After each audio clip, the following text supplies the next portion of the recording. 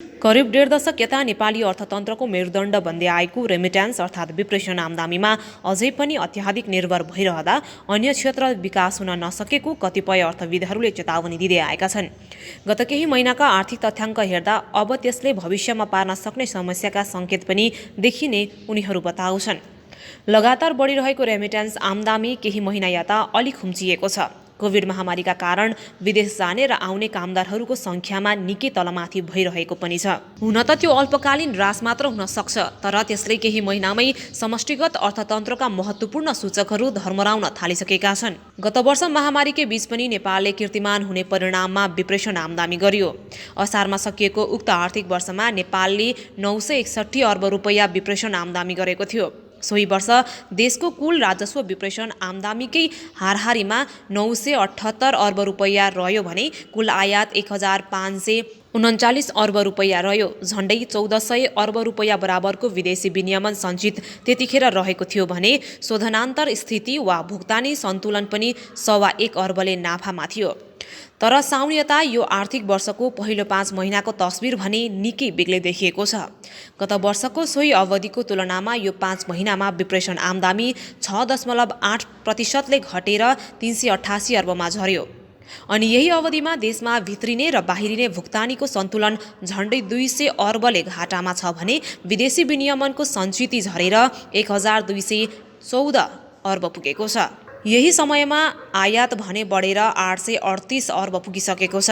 यी सूचकहरू धर्मराउनुमा प्रत्यक्ष तथा अप्रत्यक्ष रूपमा एक प्रमुख कारक विप्रेषण आम्दानीमा देखिएको शिथिलता रहेको कतिपय अर्थविदहरूले बताउँदै आएका छन्। हाम्रो अर्थतन्त्रमा अहिले 1 नम्बर, 2 नम्बर, 3 नम्बर जे भने पनि यही विप्रेषण आम्दानी मात्र छ। विदेशी मुद्रा कमाउने सन्दर्भमा न त प्रत्यक्ष वैदेशिक लगानी उल्लेख्य छ, न त निर्यातले गति लिन सकेको छ। अलिअलि आर्जन गर्ने पर्यटन पनि अहिले कोभिडबाट तङ्ग्रिन सकेको छैन, अर्थविद पुष्प शर्माले भने। विदेशी मुद्रामा चाप पर्ने तर आयात भने नघट्ने हुँदा चौतर्फी दबाव सिर्जना हुन थालिसकेको विज्ञहरू बताउँछन्। सन् 1959मा नेदरल्यान्ड्समा एउटा प्राकृतिक ग्यास भण्डार फेला परेपछि उक्त देशमा उत्पादनमूलक क्षेत्र खुम्चिएको घटनालाई अर्थतन्त्रमा कुनै एक क्षेत्रमा ज्यादा निर्भर हुँदा अन्यन्त्र असर पर्ने रूपमा डच डिजिज भनेर व्याख्या गर्ने चलन छ। त्यसै भएर पहिलेदेखि नै हामीले यो एउटै क्षेत्रमा अत्याधिक निर्भरता ठिक होइन भन्दै आएका हौँ। प्राकृतिक स्रोतमा निर्भर हुँदा कालान्तरमा त्यसले अर्थतन्त्रमा नराम्रो असर पर्ने डच डिजिज जस्तै स्थिति रेमिट्यान्सले यहाँ ल्याउन सक्छ, शर्माले भने। विप्रेषणमा निर्भर भनेको त हामी अरू देशको अर्थतन्त्रमा निर्भर भएको जस्तै हो। उनको भनाइमा राष्ट्र योजना आयोगका पूर्व उपाध्यक्ष तथा अर्थविद पुष्प कडेल पनि सहमत छन्। हामी कहाँ पनि एउटै क्षेत्रमा निर्भर हुँदा देखा पर्ने डच डिजिज छ। अहिले तत्काल रेमिट्यान्स बन्द भयो भने अर्थतन्त्र धराशायी हुन्छ, कडेलले भने। कृषिको आधुनिकीकरण हुन नसकेका कारण पनि वैदेशिक रोजगार मौलाएको एकजना अर्थविद तथा नेपाल राष्ट्र बैङ्कका पूर्व कार्यकारी निर्देशक नरबहादुर थापा बताउँछन्। आम्दानीको हिसाबले कृषि आकर्षक नरहेकाले धेरै नेपाली युवा विदेशी न थालेको र बलियो हुँदै जानुपर्ने अर्थतन्त्रको खम्बा कमजोर हुन थालेको उनी सुनाउँछन्। अब धान उत्पादन गर्ने, गहुँ उत्पादन गर्ने, तोरी उत्पादन गर्ने जस्ता कृषिजन्य व्यवसायले मासिक रूपमा आम्दानी दिँदैन। अहिलेको उपभोग प्रवृत्तिसँग त्यसको तालमेल मिल्दैन, उनले भने। कृषिका अतिरिक्त अहिले उद्योग धन्दा पर्यटन पनि शिथिल भएका छन्। तर विप्रेषण आयको एक स्तरको सुनिश्चितताका कारण नेपालका नीति निर्माताहरूलाई हाइसन्चोको अनुभूति हुने गरेको जानकारहरू बताउँछन्। मानिस गइरहेका छन्, पैसा आइरहेको छ, आयात बढेकै छ, विदेशी मुद्रा आएकै छ र उपभोग बढ्दा राजस्व पनि त्यही अनुपातमा बढेकै छ। यो एक किसिमको हाइसन्चोको अवस्था नीति निर्माताहरूमा देखिन्छ, अर्थविद तथा राष्ट्र बैङ्कका पूर्व कार्यकारी निर्देशक नरबहादुर थापाले बताए। आर्थिक वृद्धि, राजस्व वृद्धि तथा गरिबी निवारण जस्ता विषय पनि विप्रेषण र त्यसले बढाउने उपभोगमै निर्भर रहिरहने प्रवृत्ति रहेको उनले बताए।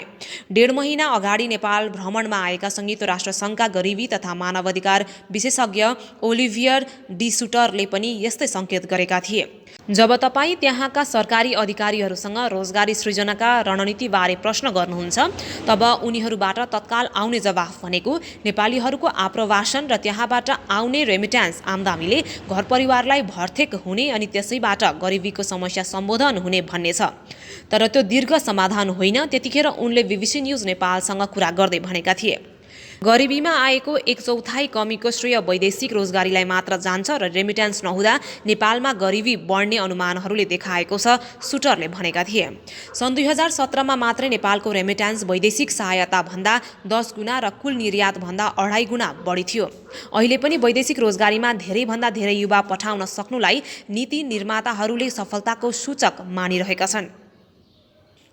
यसै साता पूर्व प्रधानमन्त्री बाबुराम भट्टराईले ट्विटरमा यही प्रवृत्तिबारे प्रश्न उठाउँदै लेखेका छन्, राज्यले आफ्ना नागरिकलाई देशभित्रै राम्रो यथेष्ट रोजगारी सिर्जना गर्ने नीति लिने, स्वदेशी विदेशी लगानी र निजी उद्यमशीलता प्रवर्धन गर्ने आदि काम गर्नुपर्नेमा पुँजी आयातमा रुवावासी र श्रम निर्यातमा नाचगान गर्ने यो कस्तो उल्टो प्रविधि हो? संसारमा श्रम निर्यात गरेर कुन देश धनी भएको छ भनेर उनले प्रश्न गरेका छन्। विप्रेषणको निर्भरतालाई खुकुलो पार्दै अर्थतन्त्रको रूपान्तरण गर्ने बेला आइसकेकोमा लगभग धेरै अर्थविदहरू सहमत छन्। तर उनीहरू केमा पनि सहमत छन् भने कम्तीमा आगामी 1.5 दशकका निम्ति विप्रेषणका विकल्प सहज रूपमा उपलब्ध भइसक्ने छैनन्। यसको तत्काल विकल्प सहज छैन, तर नखोजी पनि हुँदैन। सबभन्दा पहिले अदक्ष भन्दा दक्ष कामदार पठाउन सकिए थोरैबाट धेरै आम्दानी हुन सक्छ। त्यसपछि अर्थतन्त्रको विविधीकरण गर्दै जानुपर्छ, कडेलको सुझाव छ। आन्तरिक उत्पादन, निर्यात प्रवर्धन, उद्योग धन्दा तथा पर्यटन प्रवर्धन जस्ता उपाय अपनाएर तिनलाई अर्थतन्त्रको मुख्य खम्बा बनाउनुपर्ने सुझाव सबैको रहेको छ। तर अर्को 1.5 दशकसम्म चाहिँ विप्रेषणले अर्थतन्त्रको मुख्य भार बेहोरिरहनुपर्ने नेपालको बाध्यता जारी नै रहने पनि धेरैको भनाइ छ।